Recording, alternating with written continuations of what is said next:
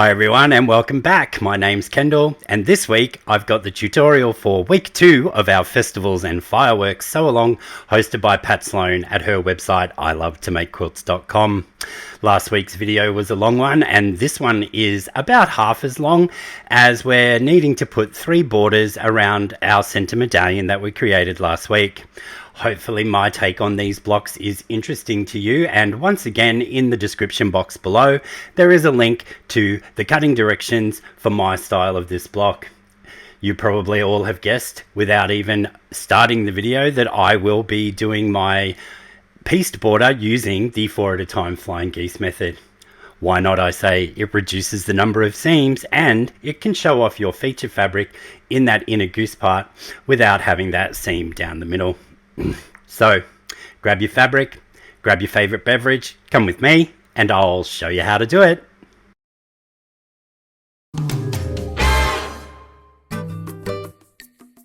Once again this week I have a cutting sheet for you linked in my description box below the video for what you need to cut out for the 3 borders that we're going to do this week to go around our center medallion. We start with a plain border in the middle, another pieced border, and then another 1-inch plain border around the outside. For the pieced border, instead of the half square triangles, I'm, surprise, surprise, doing my flying geese. And I need to do these 4 at a time. Well, I don't need to, I just prefer to. So for that, on one side, I have the dark blue appearing 3 times, the orange appearing twice, and the green and the light blue appearing twice also. So that means to get the 4 sides, I need to cut 3 of my dark blue squares and 2 of the other 3 colors. On the cutting instructions, I've just said to cut 9 squares in total for that size, and that will give you enough. So you can cut them in any fabric and variety that you like, but for me, they are my colors and that's the number that I need of each. We're then going to start making our 4 at a time flying geese. So we'll put all of our other bits and pieces aside for now. And we'll grab our E squares and we'll draw a diagonal line in one direction from corner to corner on the back of all of those. In this video today, I actually do have footage of me sewing all of the 4 at a time half square triangles except the dark blue ones for some reason, but I am going to scrub over all of that because you don't need to see that a total of 9 times. Once we've drawn our diagonal line on the back of our E squares, we need to line them up diagonally across our larger square and make sure that that line in the center is as straight as possible across our larger block.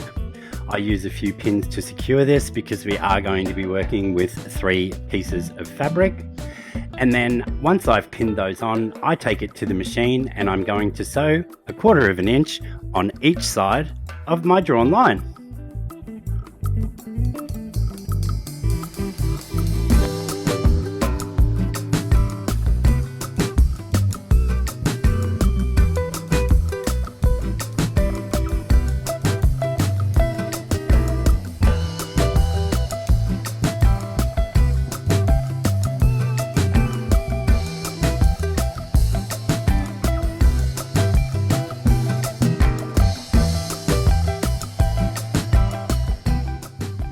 Now that we've sewn our 1/4 inch on each side of our drawn line, we just need to give these a quick press, well I like to set those seams before we slice them in half along our drawn line. We'll then take them back to our pressing mat and we'll press all of our white triangles away from the big triangle underneath, and we will have a piece that resembles a love heart. We'll then move on to that next step.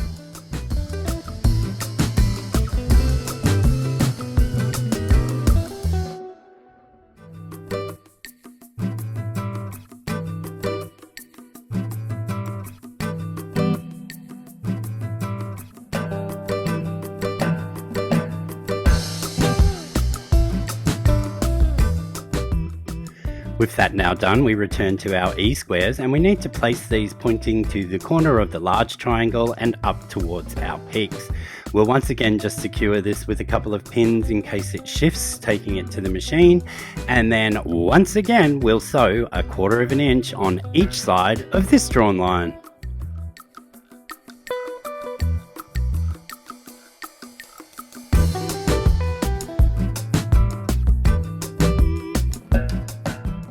It's at this point of the video that I just stick with doing the 2 lots of my light blue.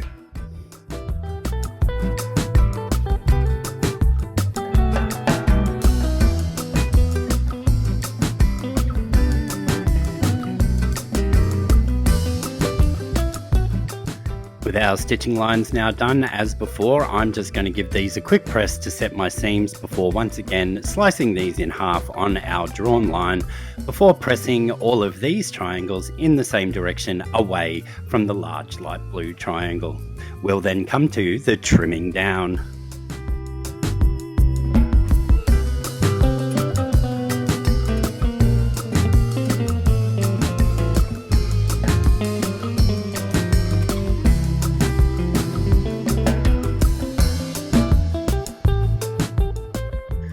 I have said it before and I will say it again, just as the 4 at a time flying geese method is my preferred method to make my flying geese, my preferred trim down method is to use my Ultimate Flying Geese tool. On this tool it gives you all the sizes that you need to cut and the quantities, and then to correspond with that it tells you which guide to use on the tool to trim down your half square triangles. You locate which reference marks that you need and you line that up inside the peak of your flying geese before trimming the first 2 sides. You then rotate the tool and the block, find those same reference marks and trim the final 2 sides, and you have perfect flying geese every single time.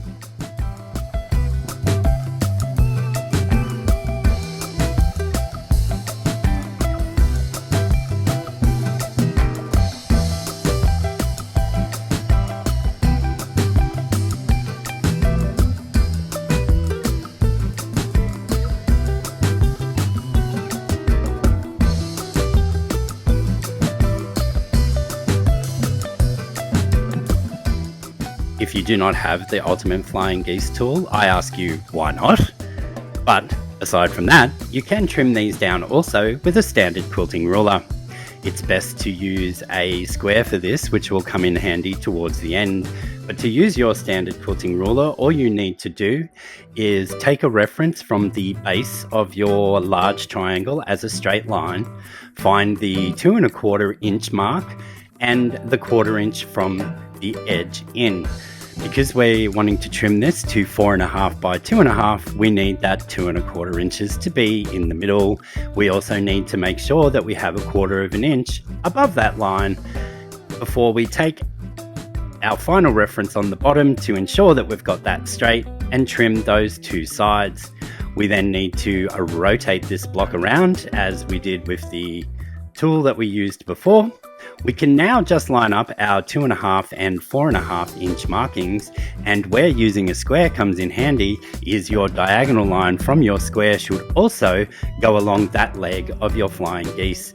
Then you know that you've got it perfectly square before trimming the final 2 sides. So if you don't own the tool, you can still use this method. I'm going to go ahead now and trim all of these light blue ones down to the required size, and then off camera I'll sew up all of the rest and I'll meet you back for where we're going to construct our first pieced borders.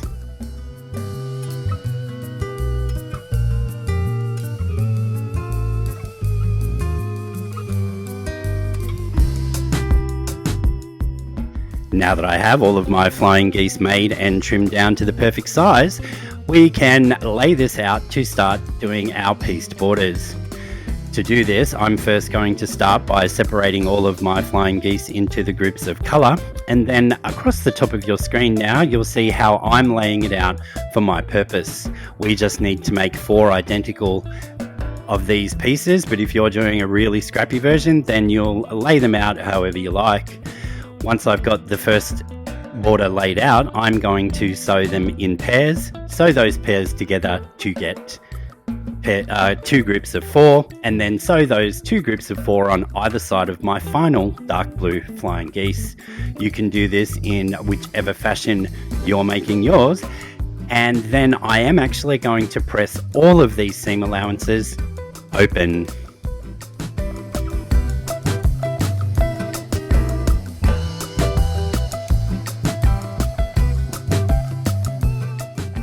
When we made our flying geese, we pressed all of our white sections in the same direction. So to sew these together and have a seam that nests nicely, I'm just going to clip into my seam allowance but not past the stitching line, finagle that seam allowance in the opposite direction to get a nicely nested seam there.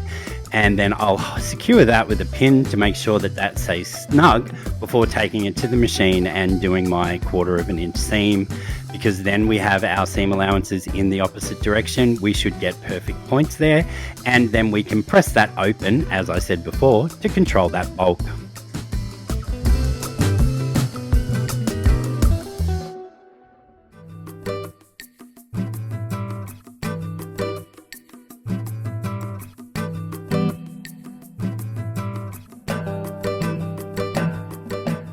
Just another tip for you here, which I don't think I've mentioned before, but when working with a bulky seam like this, well, it is bulky to put it through, always start with that seam towards your needle, and in that way, as you sew towards the end of the seam, there's no risk of that nesting being pulled apart by either the feed dogs or your foot pressure.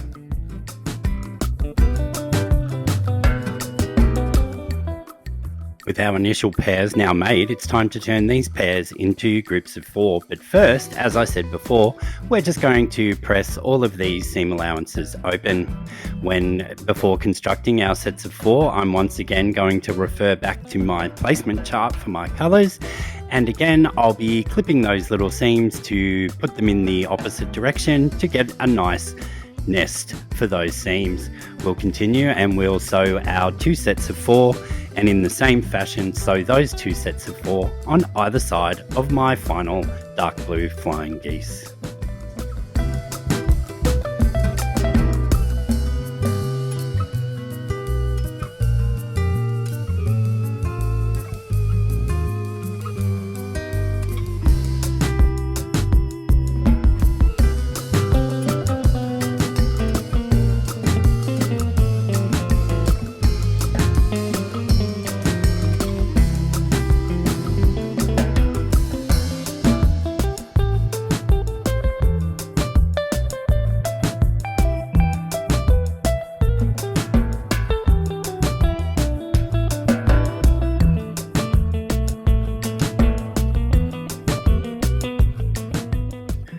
With that border strip now pieced, we just need to repeat that process to make the other 3.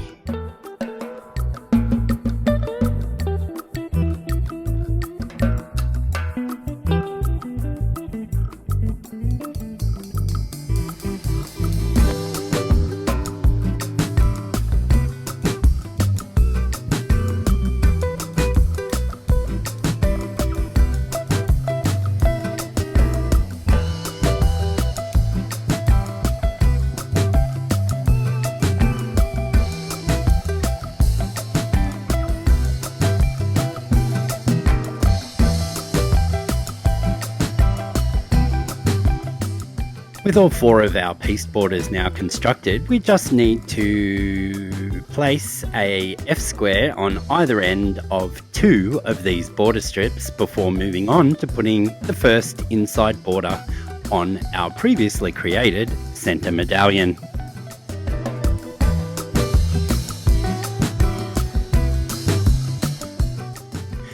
To start with the first border around our center medallion, we need our B strips that we cut earlier, and I have found that I can trust the measurement given in the actual pattern, and if not, I only need to ease it in just that smallest bit. So to begin putting these border strips on, as with most borders, you begin by finding the center of your border strip and the piece that you're attaching it to. Depending on the size of your piece, you may also want to find a marking another 1/4 of the way along.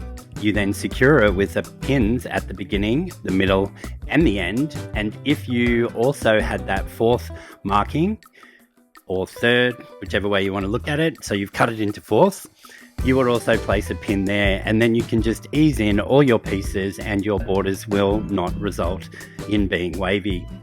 We're going to start by putting these first on opposing sides of our block before putting on the top and the bottom in exactly the same manner. Once again, that's finding the center of your border strip and the center medallion in this case. You can also find another center from there. Pin in those 4 places first, the beginning, the end, and those markings, and then ease your strip on, and you will avoid having wavy borders. We'll do this, as I said, for the 2 sides, and then we'll do the top and the bottom, and we can move on, and all 3 lots of borders get put on in exactly the same way.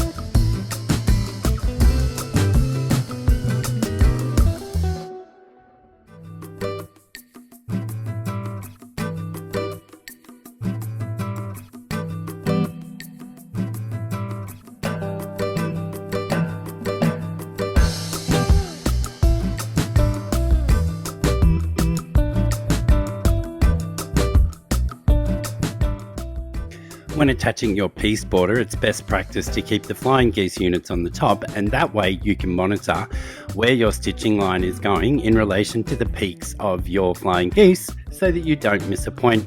You will see me, however, do the other side with the solid border strip on the top, and I still didn't miss any of my points, so that was just lucky. For the first border, we're going to press out towards the border. Once we've got the pieced border on, we'll press in towards that first border so that all of the bulk is in the path of least resistance. The final border then goes on, and we'll press once again out towards that border. My footage cuts off before I finished putting all 3 borders on, as my cameras were full and I had no idea that that's what had happened. So we'll just continue putting our borders on, and our block or borders for this week will be done.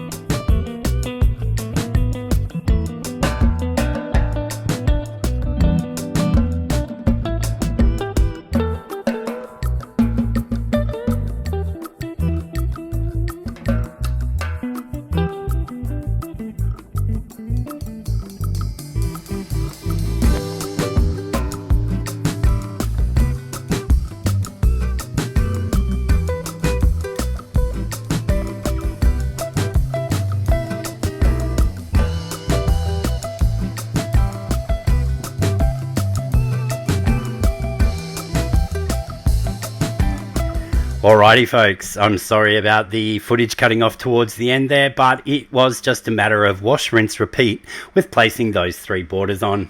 I'm so glad that you take the time to join me each week and watch my videos, and I just have one request: put a like on the video, leave me a comment, and subscribe if you haven't already done so. 50% of my viewers are currently not subscribed. It's free, and then if you click the little bell icon, you'll get notified of all my upcoming videos. So why not? Anyway, as always folks, and once again, thanks for joining me this week. I'll see you again next time. Bye for now.